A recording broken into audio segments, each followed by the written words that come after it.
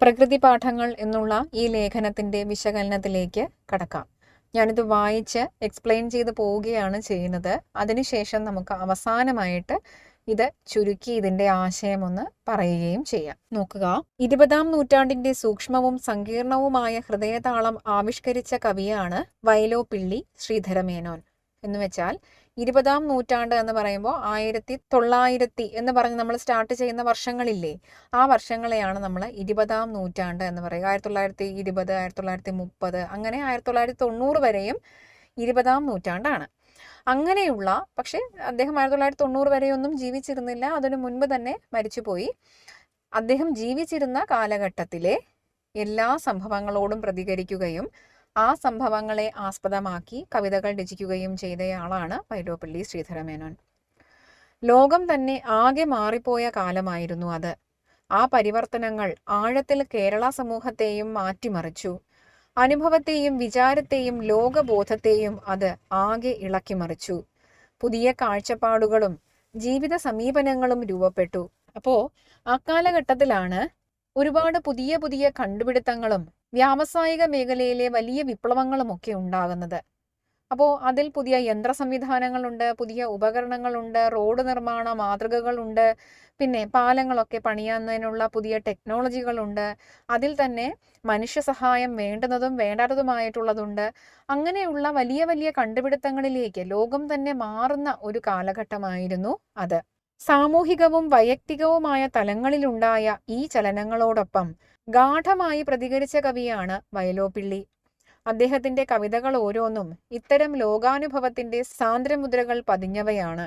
അപ്പോൾ ലോകത്തിലുണ്ടായ എല്ലാ മാറ്റങ്ങളും കൃത്യമായി മനസ്സിലാക്കുകയും അതിനോട് താൻ യോജിക്കുന്നുണ്ടോ വിയോജിക്കുന്നുണ്ടോ എന്ന് കൃത്യമായി രേഖപ്പെടുത്തുകയും ചെയ്തയാളാണ് വയലോപ്പിള്ളി. പ്രത്യക്ഷ തലത്തിൽ വയലോപ്പിള്ളിയുടെ കവിതകളുടെ അടിയാധാരമായി വർത്തിച്ചത് മാനവികതാബോധമാണ്.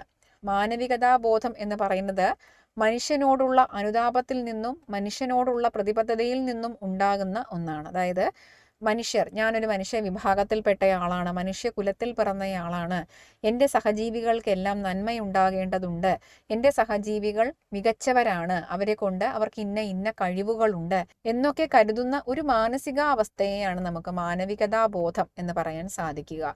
താൻ ഉൾപ്പെടുന്ന മനുഷ്യകുലത്തിന് നന്മയുണ്ടാകണമെന്ന് വിചാരിക്കുന്ന ഏതൊരു ചിന്തയും മാനവികതാബോധമാണ്. 20-ാം നൂറ്റാണ്ടിൻ്റെ മധ്യദശകങ്ങളിൽ കേരളീയ സമൂഹത്തെ ഉന്മിഷത്താക്കിയ പുരോഗമനോന്മുഖമായ ചലനങ്ങളുടെ പിന്നിലെ പ്രമുഖ പ്രേരണാശക്തിയുമായിരുന്നു അത്.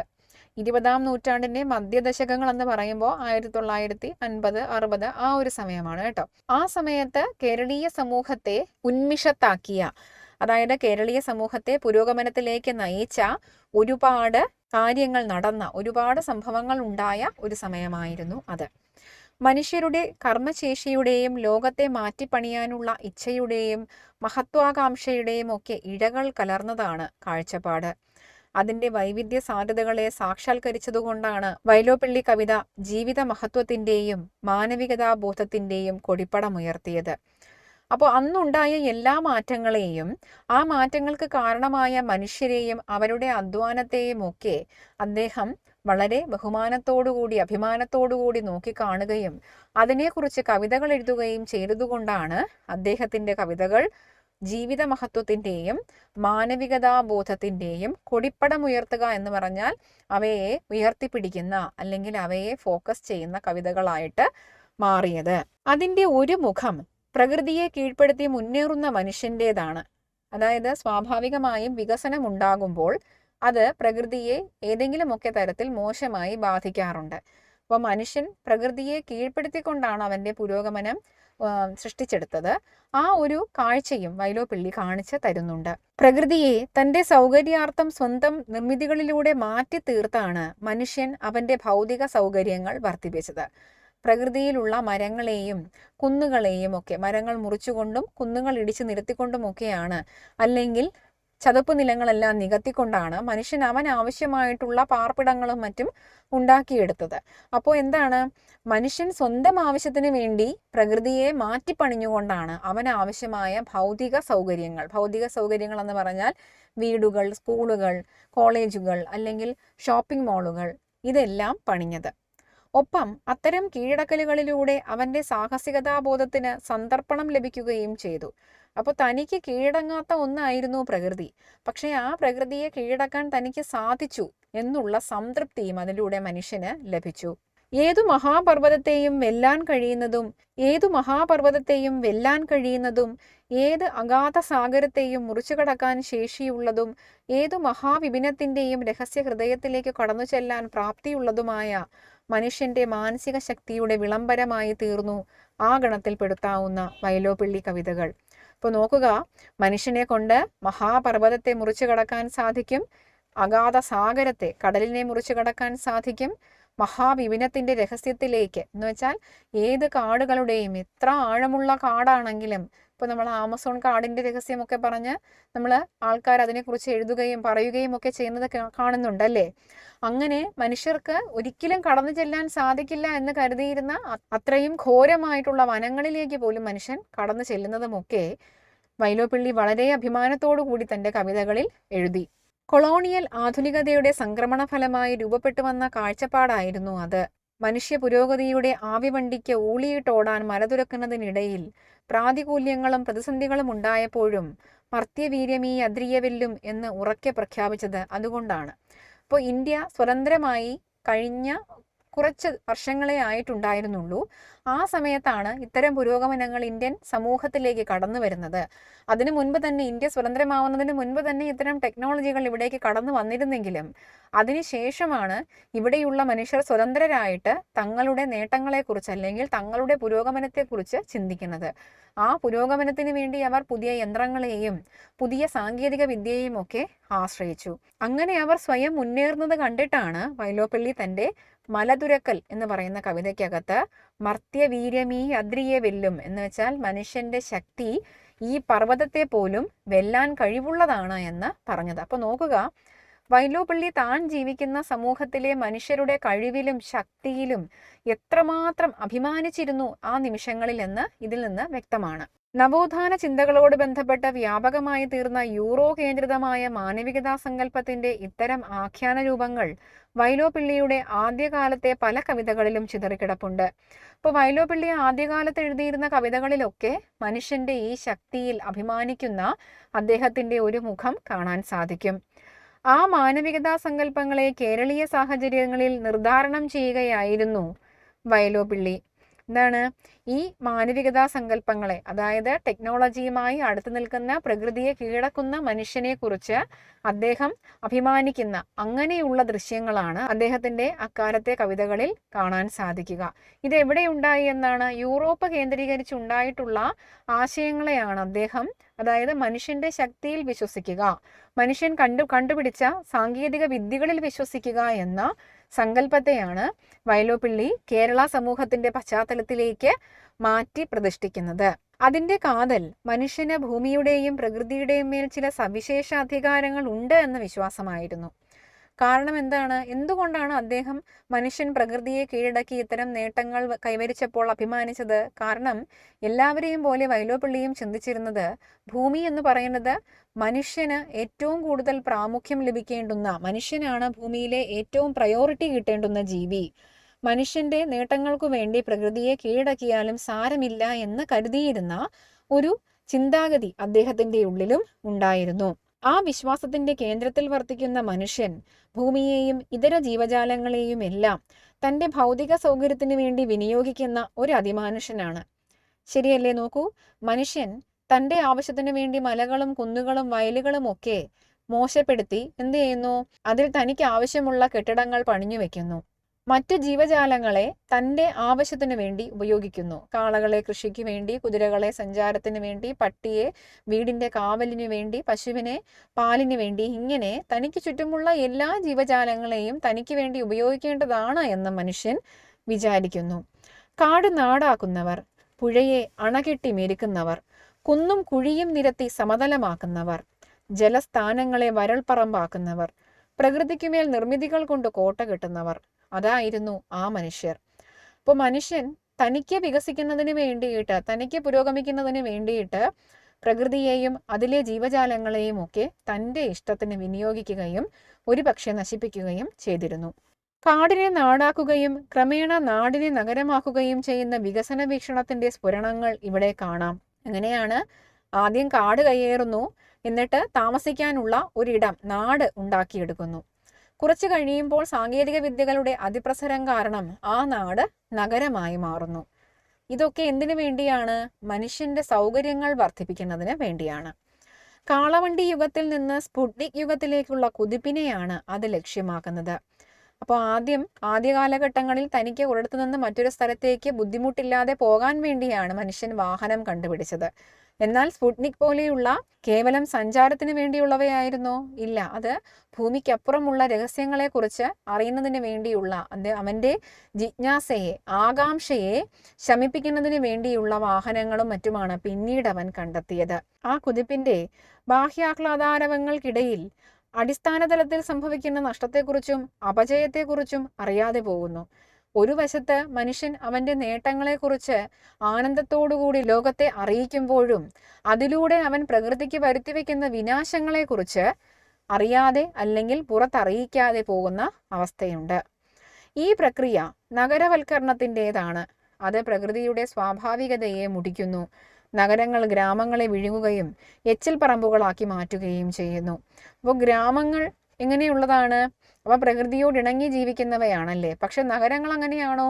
തൊട്ട് കെട്ടിടങ്ങളും സഞ്ചരിക്കാൻ പോലും ഇടമില്ലാത്ത വിധം തിരക്കുകളാൽ നിറഞ്ഞ, വാഹനങ്ങളാൽ നിറഞ്ഞ പാതകളും ഉള്ളവയാണ് നഗരങ്ങൾ.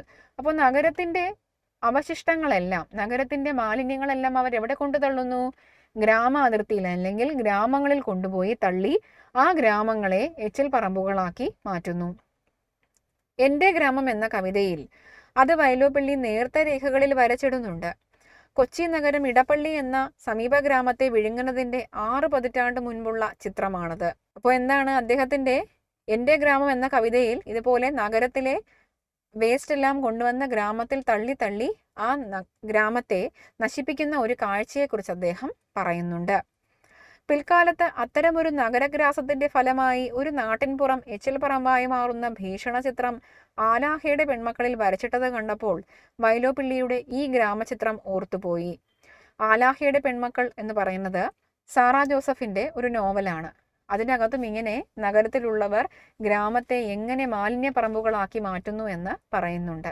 അത് വയലോപ്പിള്ളിയുടെ ഈ കവിതയിൽ പറഞ്ഞിരിക്കുന്ന ആശയങ്ങൾക്ക് സമമാണ്.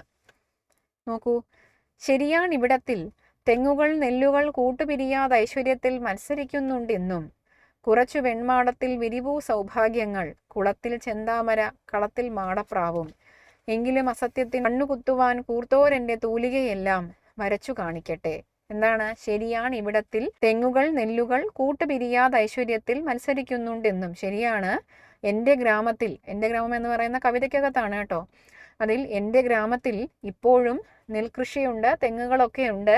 ഇതൊക്കെ ഐശ്വര്യത്തിൻ്റെ അടയാളങ്ങൾ പോലെ ഇപ്പോഴും ഇവിടെ കാണുന്നുണ്ട്. പക്ഷേ കുറച്ചു വെൺമാടത്തിൽ വിരിവൂ സൗഭാഗ്യങ്ങൾ, അങ്ങിങ്ങായി കാണുന്ന ചില വീടുകളിൽ ഐശ്വര്യം നിറഞ്ഞു നിൽക്കുന്നുണ്ട്. പിന്നെ കുളത്തിൽ ചെന്താമര കളത്തിൽ മാടപ്രാവും, ഇപ്പോഴും തെളിനീരുള്ള കുളങ്ങളും പിന്നെ വിളഞ്ഞു കിടക്കുന്ന പാടങ്ങളും അവിടെ വരുന്ന പ്രാവുകളും ഒക്കെ ഇവിടുത്തെ കാഴ്ചയാണ്. എങ്കിലും അസത്യത്തിൻ കണ്ണുകുത്തുവാൻ കൂർത്തോരെൻ്റെ തൂലികയെല്ലാം വരച്ചു കാണിക്കട്ടെ. എങ്കിലും എൻ്റെ ഗ്രാമം നശിച്ചുകൊണ്ടിരിക്കുകയാണ് എന്നുള്ള സത്യം. എങ്ങനെയാണ് നശിക്കുന്നത്? നഗരത്തിലുള്ളവർ അവരുടെ മാലിന്യങ്ങൾ ഇവിടെ കൊണ്ടുവന്ന് തള്ളി എൻ്റെ ഗ്രാമത്തെ നശിപ്പിക്കുകയാണ് എന്നുള്ള സത്യം ഞാൻ എൻ്റെ തൂലികയിലൂടെ ഈ കവിതയിൽ എഴുതുകയാണ്. നഗരവൽക്കരണത്തിന്റെ ഫലമായി ഉണ്ടാകുന്ന മാറ്റങ്ങൾ സൃഷ്ടിക്കുന്ന അനിവാര്യമായ മലിനീകരണം ആന്തരിക ജീവിതത്തെയും സ്പർശിക്കുന്നു. അപ്പോൾ നമ്മൾ ജീവിക്കുന്ന പരിസരം മുഴുവനും ഇങ്ങനെ മലിനീകരിക്കപ്പെട്ടുകൊണ്ടിരുന്നാൽ ക്രമേണ അത് നമ്മുടെ ശാരീരിക ആരോഗ്യത്തെ മാത്രമല്ല മനസ്സിനെയും എന്ത് ചെയ്യും? ദുഷിപ്പിക്കും.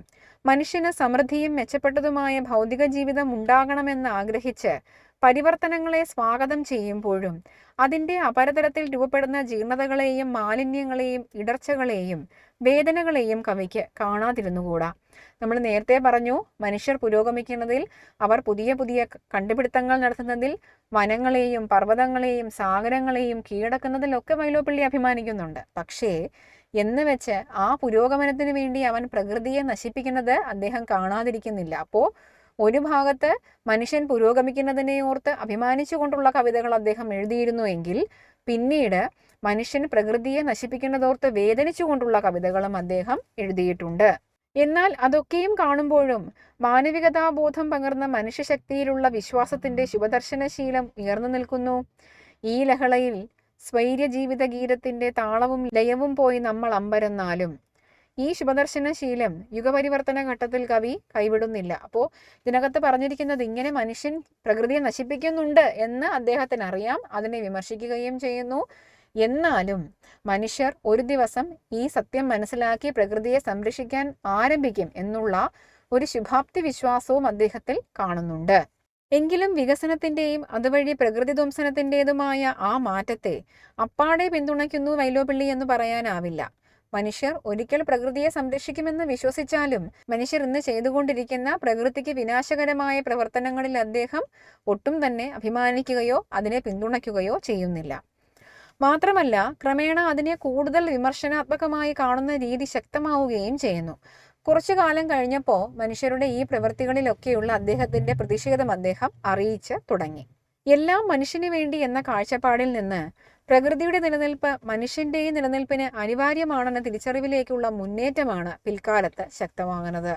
കുറച്ചു കാലം കഴിഞ്ഞപ്പോൾ വൈലോപ്പിള്ളി എഴുതിയ കവിതകളുടെയൊക്കെ പ്രമേയം എന്ന് പറയുന്നത് പ്രകൃതി ഉണ്ടെങ്കിലേ മനുഷ്യന് നിലനിൽക്കാൻ സാധിക്കുകയുള്ളൂ, മനുഷ്യന് പുരോഗമനം ഉണ്ടായിക്കോട്ടെ, അതിനു വേണ്ടിയുള്ള കണ്ടുപിടുത്തങ്ങളൊക്കെ അവൻ നടത്തിക്കൊള്ളട്ടെ, പക്ഷേ അപ്പോഴും അവൻ എന്തിനെ സംരക്ഷിക്കണം? പ്രകൃതിയെ സംരക്ഷിക്കണം. എന്നാൽ മാത്രമേ മനുഷ്യന് നിലനിൽക്കാൻ സാധിക്കുകയുള്ളൂ എന്നൊരു കാഴ്ചപ്പാടിലേക്ക് വൈലോപ്പിള്ളി എത്തിച്ചേർന്നു. മാനവികതാബോധത്തിന്റെ അടിസ്ഥാന ശ്രുതി നിലനിൽക്കുമ്പോൾ തന്നെ മനുഷ്യനും പ്രകൃതിയും തമ്മിലുള്ള ലയാത്മകവും സന്തുലിതവുമായ ബന്ധത്തിന്റെ ആവശ്യകതയിലേക്കാണ് 80കളിൽ വൈലോപ്പിള്ളി കവിത ജാഗരൂകമാകുന്നത്. അപ്പോൾ അദ്ദേഹം മനുഷ്യന്റെ മുന്നേറ്റത്തിൽ അഭിമാനിക്കുമ്പോഴും പ്രകൃതി ഇല്ലാതെ മനുഷ്യന് നിലനിൽക്കാൻ സാധിക്കില്ല, അതുകൊണ്ട് പ്രകൃതിയെ സംരക്ഷിച്ചുകൊണ്ടായിരിക്കണം മനുഷ്യൻ പുരോഗമനങ്ങൾ ഉണ്ടാക്കേണ്ടത് എന്നൊരു കാഴ്ചപ്പാടിലേക്ക് അദ്ദേഹം മാറുന്നു. അവയിൽ എന്നും ആന്തരിക ധാരയായി വർത്തിച്ചിരുന്ന രാഷ്ട്രീയ ബോധത്തിന്റെ സൂക്ഷ്മതലത്തിലുള്ള വികാസമാണ് ഈ ഘട്ടത്തിലെ രചനകളിൽ കാണുന്നത്. അപ്പോൾ ഈ സമയങ്ങളിലൊക്കെ അദ്ദേഹം മനുഷ്യന്റെ പുരോഗമനത്തിന് പ്രകൃതി സംരക്ഷണവും അത്യാവശ്യമാണ് എന്ന നിലപാടിലേക്ക് എത്തിച്ചേരുന്നു. സാഹിത്യത്തിലെ ആധുനികതാ പ്രസ്ഥാനത്തിന്റെ പ്രഭാവകാലത്തിനു ശേഷം മലയാള സാഹിത്യത്തിൽ വികസിച്ചു വന്ന കാഴ്ചപ്പാടുകളിൽ പ്രമുഖമായ ഒന്നായിരുന്നു ഈ പാരിസ്ഥിതിക വിവേകം. മലയാളത്തിൽ ആധുനികത എന്ന ഒരു സംഗതി വന്നിട്ടുണ്ട്. അത് ആധുനികത എന്ന് പറയുന്നത് പാരമ്പര്യമായിട്ടുള്ള വിശ്വാസങ്ങളെയും പാരമ്പര്യ രീതികളെയും ഒക്കെ മറികടന്നുകൊണ്ട് പുതിയ പുതിയ ചിന്തകളെയും പുതിയ ടെക്നോളജിയെയും ഒക്കെ സ്വീകരിക്കുന്ന ഒരു കാഴ്ചപ്പാടാണ്. ആ സമയത്ത് തന്നെ കേരളത്തിലേക്ക് കടന്നു വന്ന ഒന്നായിരുന്നു പാരിസ്ഥിതിക വിവേകം. പാരിസ്ഥിതിക വിവേകം എന്ന് പറഞ്ഞാൽ പ്രകൃതിയെ സംരക്ഷിച്ചാൽ മാത്രമേ മനുഷ്യനും ഇതര ജീവികൾക്കും ഭൂമിയിൽ നിലനിൽക്കാൻ സാധിക്കുകയുള്ളൂ എന്ന കാഴ്ചപ്പാടാണ്. അത് വന്ന ഒരു സമയമായിരുന്നു അത് മനുഷ്യനെ പ്രകൃതിയെ കീഴ്പ്പെടുത്തുന്നവൻ എന്ന നിലയിൽ നിന്ന് പ്രകൃതിയോട് ഇണങ്ങി ജീവിക്കുന്നവൻ എന്ന നിലയിൽ പുനർവ്യാഖ്യാനിച്ച് തുടങ്ങി. അപ്പോൾ ഈ ഒരു കാഴ്ചപ്പാട് വരുന്ന സമയത്തേക്ക് മനുഷ്യൻ പ്രകൃതിയെ കീഴ്പ്പെടുത്തുകയല്ല വേണ്ടത്, പ്രകൃതിയോട് ഇണങ്ങി പ്രകൃതിയെ സംരക്ഷിച്ചുകൊണ്ട് ജീവിക്കേണ്ടവനാണ് എന്ന ഒരു ആശയം സമൂഹത്തിൽ ശക്തമായി. മനുഷ്യന്റെ ആർത്തി സംസ്കാരം ഭൂമിയെ ജീവിതവ്യമല്ലാതാക്കി തീർക്കുന്നതിനെക്കുറിച്ചുള്ള ഉത്കണ്ഠകൾ സജീവമായി. മനുഷ്യൻ ഒരു ഭാഗത്തു നിന്ന് ഇങ്ങനെ പ്രകൃതിയെ നശിപ്പിച്ചുകൊണ്ട് വന്നാൽ എങ്ങനെ ഇവിടെ ജീവിക്കും എന്നുള്ള ആശങ്കയൊക്കെ ആ സമയത്താണ് ശക്തമാകുന്നത്. വൈലോപ്പിള്ളിയുടെ മൃതസഞ്ജീവനി എന്ന കാവ്യ നാടകം ഈ സമീപനത്തെ വാച്യമായി തന്നെ അവതരിപ്പിക്കുന്ന കൃതിയാണ്. അതായത് മനുഷ്യൻ പ്രകൃതിയെ സംരക്ഷിച്ചുകൊണ്ട് പ്രകൃതിയോടിണങ്ങി ജീവിച്ചാൽ മാത്രമേ അവന് ഭൂമിയിൽ സമാധാനത്തോടുകൂടിയും സംതൃപ്തിയോടുകൂടിയും ജീവിക്കാൻ സാധിക്കുകയുള്ളൂ എന്ന ആശയം മുന്നോട്ട് വയ്ക്കുന്ന ഒരു നാടകമാണ് വൈലോപ്പിള്ളിയുടെ മൃതസഞ്ജീവനി. അതിലെ കഥാപാത്രം കിനാവിൽ കേൾക്കുന്ന പുഴയുടെ തോറ്റത്തിൽ അതിൻ്റെ വികാര വിചാരങ്ങളെല്ലാം വിലയിച്ചിരിക്കുന്നു. അപ്പോൾ അതിലൊരു കഥാപാത്രമുണ്ട്. ഈ കഥാപാത്രം ഒരു പുഴ പാട്ട് പാടുന്നതായിട്ട് കേൾക്കുന്നു. നോക്കൂ, കവി പാടി വാഴ്ത്തും പഠിക്കു ഞാൻ പണ്ട് അഴകാർന്ന തേനൊഴുക്കായിരുന്നു. എന്താണ്? പല പല കവികളും പുഴയുടെ സൗന്ദര്യം വാഴ്ത്തി പാടിയിട്ടുണ്ട്. അങ്ങനെ എല്ലാ കവികളും വാഴ്ത്തി പാടിയിട്ടുള്ള സൗന്ദര്യമുള്ള അഴകുള്ള ഒരു പുഴയായിരുന്നു അത്രേ ഒരിക്കൽ ഞാൻ. എങ്കിലീ വൻകൊടു നീരൊഴുക്കും കമ്പനി വന്നതാണ് ദുരന്തം. എന്താണ്? അങ്ങനെ മനോഹരമായി ഒഴുകിയിരുന്ന എൻ്റെ തീരത്ത്, അതായത് പുഴയുടെ തീരത്ത് ഒരു ഫാക്ടറി സ്ഥാപിക്കപ്പെട്ടു. അതാണ് എനിക്ക് ദുരന്തമായി മാറിയത്. സ്നാനപാനങ്ങൾ അപായമായി, ഞാനൊരു പൂതനയായി മാറി എന്ന് വെച്ചാൽ എന്നെ വെള്ളത്തിലിറങ്ങി കുളിക്കാനോ കുടിക്കാനോ പറ്റാത്ത വിധം, സ്നാനപാനം, സ്നാനം കുളി, പാനം കുടി, കുളിക്കാനും കുടിക്കാനും പറ്റാത്ത രീതിയിൽ, അങ്ങനെ കുടിക്കുകയോ കുളിക്കുകയോ ചെയ്താൽ അപകടമുണ്ടാക്കുന്ന രീതിയിലേക്ക് എൻ്റെ പുഴയിലെ വെള്ളം മലിനമായി തീർന്നു. ഞാനൊരു പൂതനയായി മാറി എന്ന് വെച്ചാൽ എന്താണ്? വിഷം മാത്രം ചുരത്തുന്ന വെള്ളമായി മാറി ഇത്. പൊടിമീൻ ഇനങ്ങളും ചത്തുപൊങ്ങി, വിടവാങ്ങി, കൊറ്റികൾ വിട്ടുപോയി. അപ്പോൾ ഈ പുഴയിൽ വസിച്ചിരുന്ന മീനുകളെല്ലാം ഈ നീരൊഴുക്കിൽ, ഈ ഫാക്ടറിയിൽ നിന്നുള്ള രാസവസ്തുക്കൾ ഒഴുക്കിവിട്ടതോടുകൂടി ചത്തുപൊങ്ങി. ഇവിടെ മീൻ പിടിക്കാനും മറ്റുമായി വന്നിരുന്ന കൊറ്റികൾ, കൊക്കുകളൊക്കെ ഇവിടെ വരാതെയായി. അകലയൻ തണ്ണീരടിച്ച കോളിൽ തവളകൾ ഞാണൂൽ തവഞ്ഞു ഞണ്ടും മൃതിപൊട്ട് പൊങ്ങുന്നു. ഇപ്പൊ എന്താണ്? ഈ പുഴയിൽ നിന്നുള്ള വെള്ളത്തിന്റെ മണമടിച്ച് അകലെയിരിക്കുന്ന തവളകളും നീക്കോലി പോലുള്ള ഇനങ്ങളും ഞണ്ടുകളും ഒക്കെ എന്ത് ചെയ്യുന്നു? ചത്തു പൊങ്ങുന്നു. അത്രമാത്രം വിഷമയമായി എന്നർത്ഥം. നേർക്ക് കാണുമോരതി കഷ്ടമെന്നകം നൊന്തു നിൽപ്പൂ. എന്താണ്? ഇതൊക്കെ കാണുന്ന എൻ്റെ ഹൃദയം, അതായത് പുഴയുടെ ഹൃദയം നൊന്ത് നിൽക്കുകയാണ്. ഇവിടെ ചെകുത്താനെ കൂട്ടുചേർത്തും വ്യവസായം വേണമെന്നാണ് വാദം. ഇവിടെ പറയുന്നത് എന്താണ്? മനുഷ്യർക്ക് പുരോഗമനം ഉണ്ടാകുന്നതിന് വേണ്ടിയിട്ട് ചെകുത്താന് വേണമെങ്കിലും കൂട്ടുപിടിക്കാം. അവസാനം മൃത്യുവിൻ കാളകൂട വ്യവസായം മാത്രം ഇരമ്പി നിൽപ്പൂ. എന്താണ്? അവസാനം ഈ എല്ലാം നശിച്ചു പോയിട്ട്, പ്രകൃതിയിലുള്ള നന്മയെല്ലാം നഷ്ടപ്പെട്ടു പോയിട്ട് വ്യവസായം മാത്രം നിലനിൽക്കുന്ന അവസ്ഥയിലേക്ക് മാറിയിരിക്കുകയാണ്. ഒരു കൊച്ചു കാലുമീ കാളിയൻ്റെ തലതച്ചു പായിക്കാനില്ല എന്നോ. കാളിയൻ എന്ന് പറയുന്നത് പുരാണത്തിലെ ഒരു കഥാപാത്രമാണ്. കാളിന്തി നദിയിൽ എല്ലാവർക്കും ശല്യമായിട്ട്, എല്ലാവർക്കും അപായമായി കിടന്നിരുന്ന ഒരു പാമ്പാണ് കാളിയൻ. ഈ കാളിയനെ ശ്രീകൃഷ്ണൻ അതിൻ്റെ ശിരസിൽ കയറി നിന്ന് നൃത്തം ചെയ്ത് അതിൻ്റെ അഹന്തയകറ്റി തോൽപ്പിച്ചതായിട്ടാണ് കഥ. അപ്പോൾ അങ്ങനെയുള്ള ഒരു ഈ പുഴയെ നശിപ്പിക്കാനായിട്ട് വന്നിരിക്കുന്ന കാളിയനാണ് ഫാക്ടറി. ഈ ഫാക്ടറിക്കെതിരെ പ്രതികരിക്കാൻ ഇവിടെ ആരുമില്ലേ എന്നാണ് ചോദിക്കുന്നത്. എന്നിങ്ങനെ ജീവന്റെ നിലനിൽപ്പ് തന്നെ അസാധ്യമാക്കുന്ന തരത്തിലേക്ക് വികസിക്കുന്ന കണ്ണും മൂക്കും ഇല്ലാത്ത വ്യവസായവൽക്കരണത്തെ വിമർശന വിധേയമാക്കുന്നു ഇവിടെ. അപ്പോൾ ഈ കവിതയിൽ വൈലോപ്പിള്ളി വ്യവസായത്തെ വിമർശന വിധേയമാക്കുകയാണ്. അതായത് പ്രകൃതിയെ നശിപ്പിച്ചുകൊണ്ടായിരിക്കരുത് ഒരു വ്യവസായവും ഒരു ബിസിനസ്സും ഒരു ഫാക്ടറികളും നിലനിൽക്കേണ്ടത് എന്ന് അദ്ദേഹം പറയുന്നു.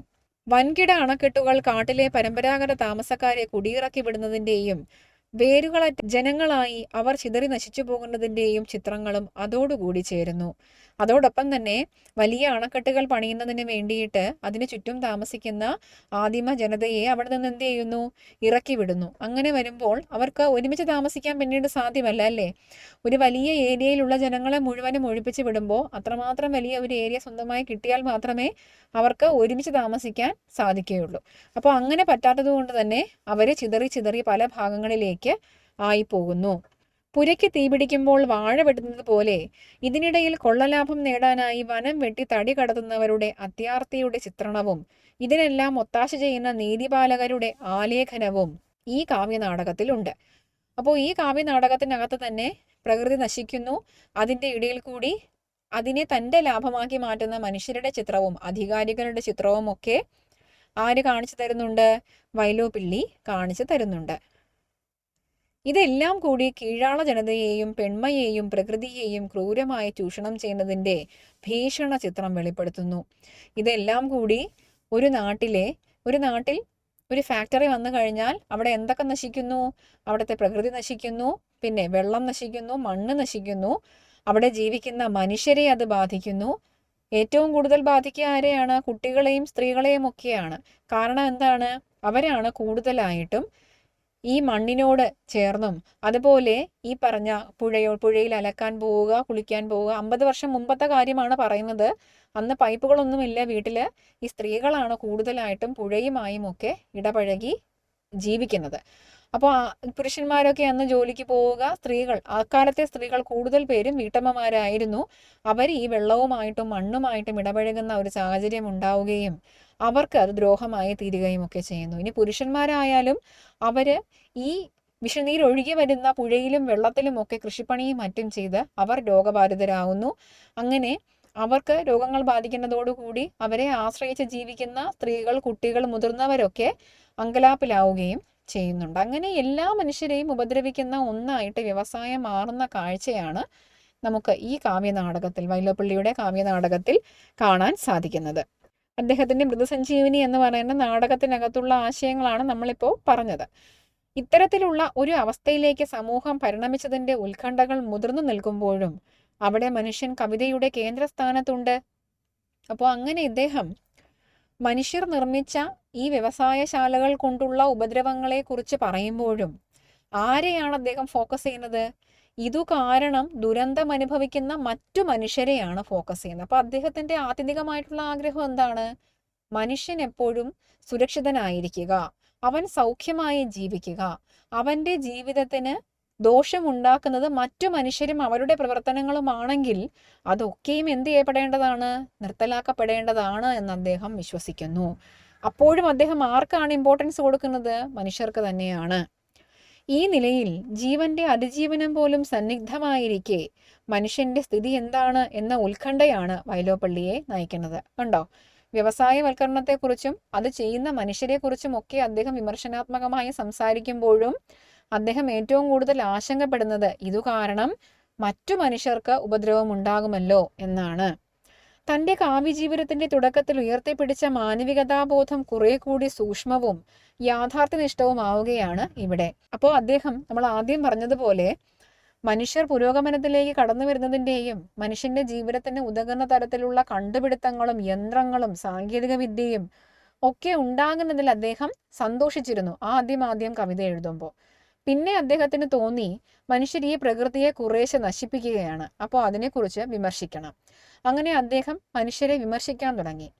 അപ്പോഴും അദ്ദേഹം പറഞ്ഞത് മനുഷ്യരെ പൂർണ്ണമായും വിമർശിക്കുകയല്ല, നിങ്ങൾ വികസനം നടത്തിക്കൊള്ളൂ, പക്ഷേ അത് പ്രകൃതിയോടിണങ്ങിയായിരിക്കണം എന്ന് പറഞ്ഞു. എന്നിട്ടും പ്രകൃതി നശിക്കുകയാണ് എന്ന് തോന്നിയ സാഹചര്യത്തിൽ അദ്ദേഹം മനുഷ്യരുടെ പ്രവൃത്തികളെ പൂർണ്ണമായും വിമർശിച്ചുകൊണ്ട് കവിതകളും കാവ്യ നാടകങ്ങളും ഒക്കെ എഴുതി. അങ്ങനെയൊക്കെ എഴുതുമ്പോഴും അദ്ദേഹത്തിൻ്റെ ഉള്ളിൽ എന്തായിരുന്നു? ഈ ചെയ്യുന്ന പ്രവർത്തികൾ മനുഷ്യന് തന്നെ ദോഷമായി തീരുമല്ലോ, അതുകൊണ്ട് ഇവർ പ്രകൃതിയെ നശിപ്പിക്കാതെ പ്രകൃതിയോട് ഇണങ്ങി എല്ലാ മനുഷ്യർക്കും ഗുണകരമാകുന്ന രീതിയിൽ ജീവിക്കണം എന്നതായിരുന്നു അദ്ദേഹത്തിൻ്റെ ആഗ്രഹം. അപ്പോൾ ആദ്യ കാലഘട്ടത്തിലെ കവിതകളിൽ മനുഷ്യൻ്റെ ഹീറോയിസത്തിൽ അദ്ദേഹം അഭിമാനിച്ചിരുന്നുവെങ്കിൽ അവസാനത്തിലേക്ക് വരുമ്പോൾ മനുഷ്യൻ സുഖമായും സൗഖ്യമായും ജീവിക്കണമെന്ന ആഗ്രഹത്തിലേക്ക്, നന്മയുടെ ചിന്തയിലേക്ക് അദ്ദേഹം വരുന്നതായിട്ട് കാണാം. അദ്ദേഹത്തിൻ്റെ കവിതയുടെ ആദ്യവും അവസാനവും മനുഷ്യനെ തന്നെയാണ് കേന്ദ്രീകരിക്കുന്നത്. ആദ്യം മനുഷ്യൻ്റെ ശക്തിയിൽ അഭിമാനിക്കുകയും അതിനെക്കുറിച്ച് ഓർത്ത് അദ്ദേഹം മൂറ്റമുള്ളുകയും ഒക്കെ ചെയ്തെങ്കിൽ അവസാന ഭാഗത്തേക്ക് വരുമ്പോൾ മനുഷ്യരെങ്ങനെ സുരക്ഷിതരായി ജീവിക്കണം, അതിനെ പ്രകൃതിയോട് എങ്ങനെ ഇണങ്ങിയിരിക്കണം, പ്രകൃതിയെ എങ്ങനെ സംരക്ഷിക്കണം തുടങ്ങിയ ആശയങ്ങളിലേക്ക് വൈലോപ്പിള്ളി കവിതകൾ കടക്കുന്നതായി കാണാം.